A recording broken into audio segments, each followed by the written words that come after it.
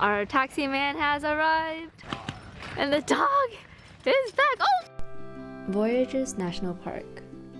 Part of the boundary waters between Minnesota and Ontario, Canada, this national park is nearly 2/3 water. The backcountry is only accessible via water taxi, which is why our trip starts with a fun boat ride, courtesy of Phil, the taxi man. Then it's a 2-mile hike to the Chain of Lakes canoe launch site, where we'll pick up park-provided aluminum canoes and paddle across 2 lakes to arrive at our campsite for the night. Voyageurs is a swirl of autumn colors this time of year, the trail confettied with red, orange, and yellow leaves.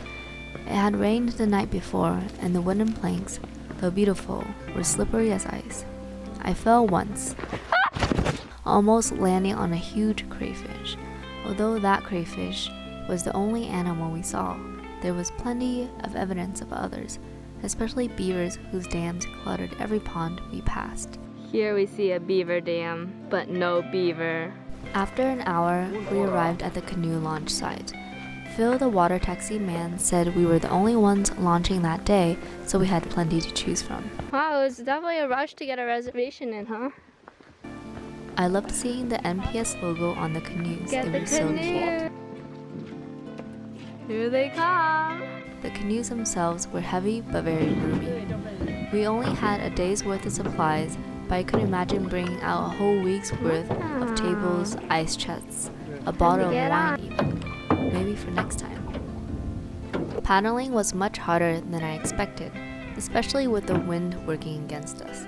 Alone, I wouldn't have been able to go anywhere, except maybe backwards. Thankfully, I had Josh. Once again, Helen is not paddling. It's a one-man job and it's a tough life back here. On the way, we looked for beavers along riverbanks, swimming in the lake. What is that? Tricked us, lily pad.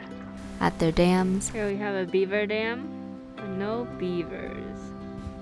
Anyone home? All unsuccessfully.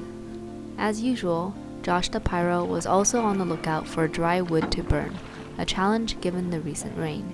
He hit the jackpot near the end of War Club Lake, a downed tree. Why is this all dry? Wood successfully retrieved, we arrived at the campsite, ready to make our home for the night. Where are you going? Why are you taking my stuff? Robert! There's a high chance it's going to rain tomorrow. So tomorrow morning we have this tarp to keep dry while we pack up. Except it's kind of positioned incorrectly with the wind, so the rain will just fly in, but it's better than nothing. After helping Josh set up the tent, I went back to the lake and fished unsuccessfully until the sunset. We went to bed hungry. Just kidding. We packed freeze-dried meal and had full bellies and a nice fire until bedtime. It was a surprisingly warm night, and I slept all the way through until the morning. Good morning, Lauren. Good morning. Would you like to give a tour of your tent? This is my Durston tent. There's vestibules on the side Oh, right let here. me see. Look at these. Wow. Wow. Store shit right there. And Wow, right roomy. there. Pretty roomy. Not sure how we all would have fit, but would have been cozy and warm, but there it is. after a breakfast of oatmeal, it was time to get back in the boat again. The waves were calmer today with the sun peeking back out. My favorite part of the canoeing were the channels between lakes, where the water would be mirror still and there would be plenty of fun obstacles to navigate around. Let's see if she makes it out of this without hitting a rock or a stump. We have hit a stump. We have hit a stump. And now we are stuck.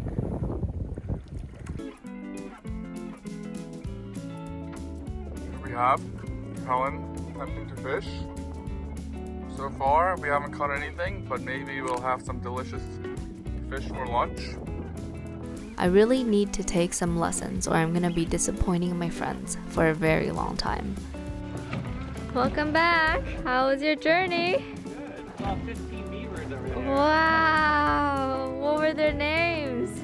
All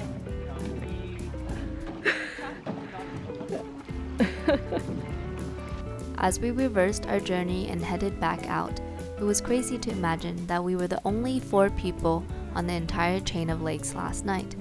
Just us and the beavers, enjoying the changing fall foliage, the weirdly leprechaun green water, and the serenity of isolation before Phil the water taxi man took us back to reality. I see it, I see it. Here he comes. Here he comes. Our boatman.